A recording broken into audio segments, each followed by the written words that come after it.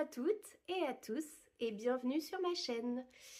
Dans ma précédente vidéo, je vous ai parlé de ma pile à lire, ma palle, et on avait compté ensemble, j'avais 25 livres dans ma pile à lire. Aujourd'hui, je vais vous présenter une semaine de lecture et je dois avouer que je n'ai pas chômé. Comme j'ai mis en place ce challenge, ça m'a motivée vraiment à avancer, à lire des livres où je n'allais pas forcément aller. Et du coup, je suis très contente. Donc, j'ai hâte de vous présenter mes lectures. Pour commencer, j'ai terminé les Chroniques d'Elementis. Je l'avais déjà démarré et j'avais lu le tome 1 quand j'avais démarré ce challenge et que je n'avais pas encore tourné la vidéo, et je dois dire que j'adore ce livre. Donc ça, c'est Le Masque de porcelaine, le tome 1 de Nicolas Renard. Donc si vous n'avez pas vu ma vidéo précédente, je vais vous reparler un peu du speech. C'est un enfant qui naît aveugle dans un monde de magie où la couleur des yeux a une très grande importance. En fonction de la couleur de nos yeux, on va être envoyé dans l'un des 4 royaumes, si je ne me trompe pas, des 4 éléments. Et les enfants sont arrachés à leur famille s'ils ne correspondent pas à la bonne couleur des yeux de là où ils sont nés. Et ce qui est inquiétant, c'est que c'est la première fois qu'on a un enfant qui naît avec les yeux blancs. Par chance, il n'a pas de magie à la naissance, donc on va le laisser à sa mère. Mais comme on peut lire derrière, il va développer des pouvoirs, mais il va devoir se cacher, tout simplement. Et le premier tome, c'est son enfance, comment il va essayer de s'intégrer alors qu'il est différent, alors qu'il a un handicap. Et on va voir son évolution, on va grandir avec lui, on va découvrir tout ce qu'il va subir au quotidien, et pourtant le courage qu'il a, puisque c'est un enfant extrêmement courageux. Ça se précipite vraiment à la fin du tome 1 et c'est dans le tome 2 qu'on va vraiment avoir, donc c'est entre 12 et 15 ans, et où on va avoir de l'action, où on va avoir... Vraiment, j'ai adoré le tome 2, j'ai préféré le tome 2 au tome 1. Et on est toujours dans le suspense. J'ai été choquée à un moment donné parce que du coup, on apprend des révélations, mais vraiment, je m'y attendais pas du tout, quoi. Donc, c'était une super lecture. J'ai adoré les Chroniques d'Elementis. J'ai hâte de pouvoir l'année prochaine m'acheter le tome 3 pour terminer la trilogie, parce que la lecture était vraiment... Enfin, j'ai adoré, quoi. Donc, je sais que le tome 3 est déjà sorti. L'héritier du 5e. J'ai hâte de lire le tome 3 l'année prochaine et du coup de finir, de voir ce que Beleriand, puisque cet enfant s'appelle Beleriand, va devenir, comment il va évoluer. Ça lui demande tellement de courage d'avancer avec ce handicap, mais en même temps il peut nous montrer que ce n'est pas parce qu'on a un handicap qu'on n'est pas capable de faire telle ou telle chose. Lui, il se relève toujours, il va de l'avant. Et c'est vraiment ce que j'ai apprécié dans ce récit. Voilà, donc je vous le conseille à 100%. Ma deuxième lecture, c'était la lecture du livre de bibliothèque. Je vous en avais parlé. Une histoire d'amour sans caribou de Charlie Watt. Et c'est le seul livre que j'avais emprunté à la bibliothèque parce que j'avais tout simplement craqué. Mais je n'ai pas apprécié cette lecture. Et j'ai été déçue parce que c'était mon premier livre sur le thème de Noël, donc peut-être que j'avais trop d'attentes, mais en tout cas j'ai pas accroché. Peut-être qu'il y a des personnes qui accrocheront, mais en gros c'est une femme qui a 2 enfants et qui se retrouve veuve puisque son mari décède. Elle est aide-soignante et un de ses patients avec qui elle a créé de forts liens lui confie une mission, et elle va partir dans le Jura pour emmener ses enfants en vacances, puisqu'elle ne les a pas emmenés en vacances depuis très longtemps, et en même temps réussir sa mission. Et donc ils vont se retrouver dans un gîte avec d'autres personnes qui vont arriver dans le gîte, et c'est là où on va suivre d'autres personnages. Et ça, c'est vrai que ça m'a perturbée, parce que du coup on ne suivait plus le personnage principal, et on suivait d'autres histoires aussi à côté de tous ces personnages qui sont dans ce gîte. C'est vrai qu'il y a une histoire d'amour, mais c'est pas du tout ce à quoi je m'attendais. D'ailleurs, je ne l'ai pas du tout venir. C'est arrivé comme ça, comme un cheveu sur la soupe. Je trouve que ça n'a pas été assez développé par rapport à ça. C'est d'un coup, d'accord.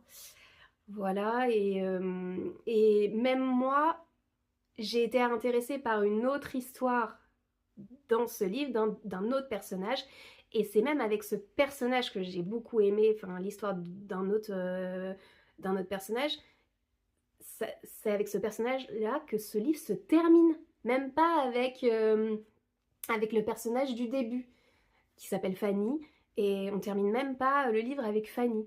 Donc on termine avec celle qu'on a envie de suivre, voilà. Donc c'était une lecture tranquille, mais ça m'a pas... J'ai pas accroché. Voilà. Je l'ai terminé, j'ai pris le temps de le terminer, mais c'était pas mon style de lecture. J'ai vu qu'elle avait écrit d'autres livres de romance, donc pourquoi pas aller lire d'autres livres de romance et voir si ça pourrait me plaire, si on reste sur un seul...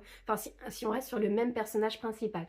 Parce que là, ça m'a déstabilisée de me retrouver avec plusieurs histoires à suivre à l'intérieur. Je pense que c'est ça qui m'a déstabilisée. Mon troisième livre.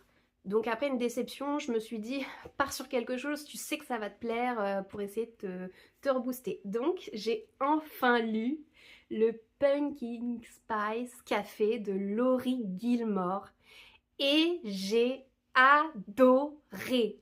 C'était trop bien, c'était trop bien. J'ai adoré. On suit Janie qui arrive dans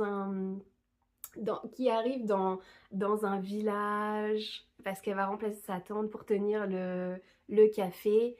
Et il va se passer tout un tas de péripéties. Elle va rencontrer très vite Logan qui est agriculteur, et il n'y a pas de lenteur du tout. On rentre tout de suite dans le vif du sujet, il n'y a pas de lenteur, il n'y a rien. C'est trop mignon, c'est vraiment une romance cosy, j'ai adoré, c'était fluide, c'était tranquille, c'était trop mignon. J'ai hâte de lire la suite, puisque j'ai vu qu'elle avait écrit d'autres livres, dont 3 autres après celui-ci en français. J'ai trop hâte. En plus, il y en a un sur le thème de Noël, sur les sapins, c'est le 3e. Mais du coup, là, je vais terminer mes livres à lire, et ce sera pour l'année prochaine, le 2, 3, 4. Mais même les autres tomes me donnent trop envie. Et puis, ce livre, il est magnifique. Ça, vraiment sur le thème de l'automne, là, c'était parfait. C'est une très belle romance. Moi, j'ai adoré. Voilà, j'ai adoré. Je veux le conseil à 100%. Allez-y, n'hésitez pas. Trop bien. C'est trop bien. Après avoir lu ces 3 tomes, je me suis dit, je vais me lire un graphique. Comme ça va faire une petite pause. Donc, j'ai commencé Ténéridae. Voilà, de Thierry Nicholson, Elisea Di Marco et Max Lansdal. Mais le souci, c'est que je ne l'ai pas terminé. C'est extrêmement rare quand je ne termine pas un livre.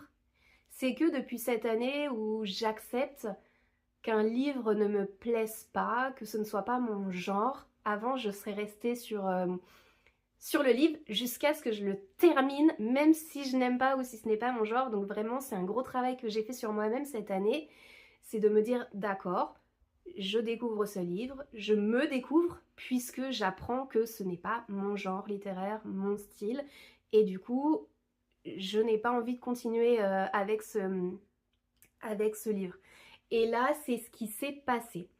C'est-à-dire que le livre, il est sublime. Il est sublime. Dans la vidéo précédente, je vous avais parlé des illustrations. Il est magnifique. C'est ce qui fait que j'ai été attirée par ce livre. Mais c'est un livre beaucoup plus sombre que ce à quoi je m'attendais. C'est-à-dire que déjà, ce n'est pas une seule histoire, c'est plein de petites histoires qui retracent de manière fantastique. Donc c'est vraiment, ce sont des histoires fantastiques sur les croyances et sur les symboles de différents pays. Par exemple, la première histoire, on est en Égypte et c'est une histoire fantastique qui va nous expliquer en gros comment est apparu le symbole du serpent et c'était pas joyeux parce que dans la plupart des histoires, donc ça parle des dieux, des bons dieux et aussi des mauvais dieux. Donc c'est vraiment oui, on parle de gardiennes dans chaque histoire, voilà, mais ces gardiennes apparaissent parce qu'il y a eu un conflit entre le bien et le mal et que des créatures nées de dieux, de mauvais dieux, de dieux maléfiques sont apparus et j'ai trouvé ça vraiment beaucoup trop glauque et sombre pour moi. Voilà, comme je vous ai dit, moi j'aime bien quand c'est joyeux, c'est positif, c'est... Bon, d'accord, il y a des épreuves, tout ça, mais ça se termine bien. Et là, ça se termine pas bien. Chaque histoire, ça se termine pas bien. Celle avec la première histoire, pour pas spoiler tout le livre, parce que ça peut intéresser beaucoup de personnes. Ça, j'en ai conscience, c'est vraiment mes goûts personnels. Mais dans la première histoire, la princesse est maudite, elle n'arrive pas à avoir d'enfant, donc c'est un prêtre au grand pouvoir qui va l'épouser et elle va en effet tomber enceinte, mais le pharaon de l'époque va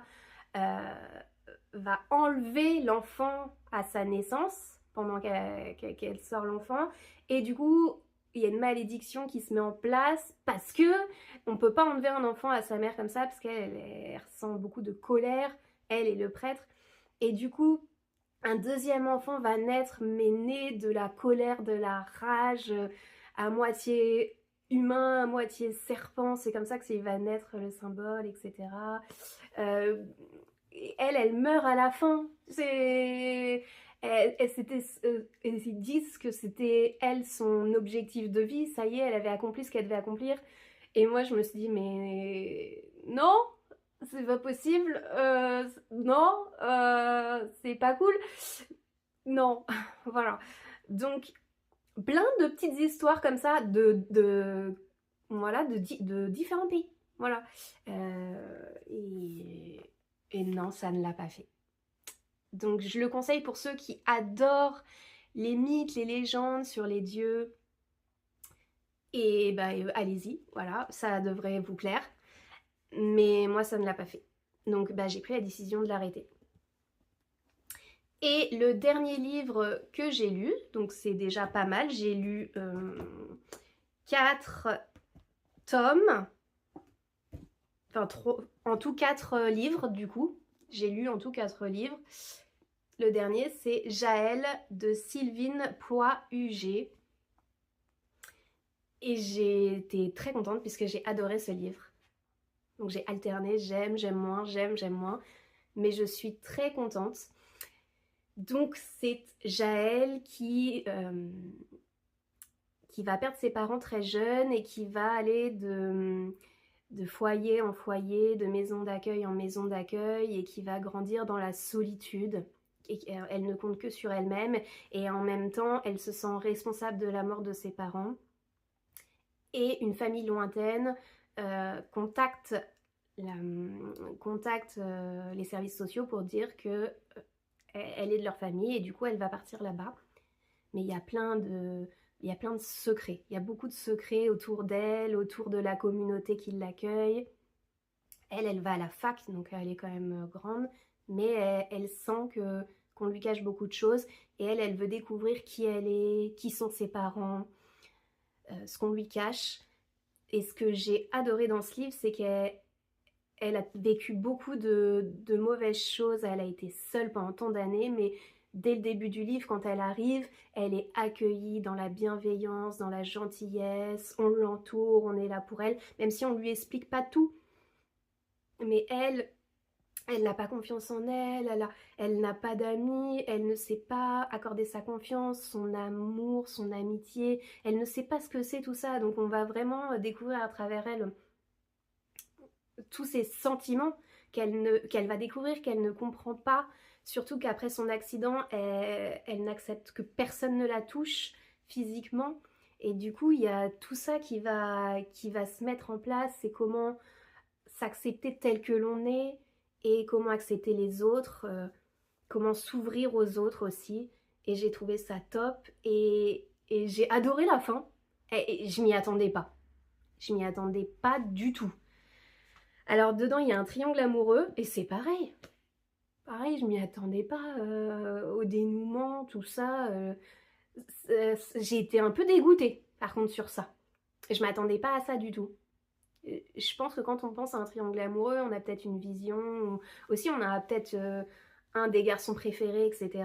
Et puis, on s'attend peut-être à un dénouement heureux, que ça se passe bien et tout. Je dis pas que ça se passe pas bien, parce qu'il y a un dénouement heureux, mais la fin, vraiment, elle m'a surprise. Elle m'a surprise parce que on ne s'y attend pas. Voilà, on ne s'y attend pas, elle nous emmène vers quelque chose de différent des autres livres. Et ça, j'ai vraiment beaucoup aimé. Donc, allez-y. Je peux pas vous donner plus de détails, sinon ça va dévoiler les secrets. Voilà. Donc allez-y, je vous le conseille. Voilà, j'ai terminé ma lecture de la semaine. Donc j'ai bien lu 4 romans. Oups. Et j'ai abandonné voilà, un graphique. Donc ça m'en fait 5 en moins dans ma pile à lire, dans ma palle. Il me reste donc 20 livres à lire. J'ai une amie qui est venue hier et qui m'a sélectionné ma prochaine lecture. Ma prochaine lecture sera donc L'école du bien et du mal 2. Donc ce matin, j'ai commencé à regarder sur Netflix le film 1 pour évidemment me remettre dedans. Ça fait un moment que je l'ai vu. Et pour ensuite enchaîner le tome 2. J'ai hâte. Ça fait longtemps que je l'ai dans ma pile à lire aussi, puisque je l'avais vu, le film, je sais pas, ça fait peut-être 2 ans. Et du coup, j'ai acheté direct le tome 2. Parce que j'avais tellement adoré que je l'ai mis dans ma pile à lire, dans mes livres. Et puis bah après, bon bah, je l'ai pas lu tout de suite. Mais là, j'ai trop hâte de le lire du coup. Donc dans ma prochaine vidéo, la semaine prochaine, ce sera le premier livre auquel je pourrai vous en dire un peu plus. Et évidemment, j'essaierai de pas spoiler puisque c'est un tome 2, voilà. Mais en tout cas, je vous donnerai mon avis et je pense que ça va quand même être une bonne lecture. J'aimerais aussi vous parler du 25e livre, puisque je ne vous l'avais pas présenté dans la précédente vidéo, puisque c'est une lecture commune que je vais faire avec des amis au mois de décembre. Donc je commence lundi prochain avec le 1er décembre. Et ce sera « J'ai kidnappé un mafieux pour Noël » de Kate Lees. Voilà. Que je pourrais peut-être remettre ici si j'y arrive, puisque ce sera ma première fois. Et donc, peut-être que je vous en parlerai au fur et à mesure dans mes prochaines vidéos, puisque je ne sais pas du tout quand je terminerai cette lecture commune. Normalement, on avance tous ensemble. Tout ensemble, donc on verra. Voilà, j'espère que cette vidéo vous a plu. Je vous remercie en tout cas pour votre soutien dans ma précédente vidéo et pour vos commentaires qui m'ont beaucoup aidé, puisque je vais essayer de les mettre en place dans cette vidéo là. et je vais essayer de, voilà, de mettre en application ce que vous m'avez conseillé. Donc si ça vous a plu, n'hésitez pas à vous abonner à ma chaîne, à mettre un petit pouce, à mettre un commentaire ou un emoji livre si vous ne savez pas. Vous pouvez également aller dans la description pour voir chaque partie de livre, mais également ma wishlist Amazon. Si vous voulez me soutenir, vous pouvez m'acheter un livre et ça m'envoie directement chez moi sans que vous puissiez voir l'adresse. Mais ça me fera peut-être une prochaine vidéo où je pourrais faire des ouvertures de colis. Voilà. Sinon, il n'y a pas de souci. En tout cas, je vous souhaite une bonne journée. Au revoir.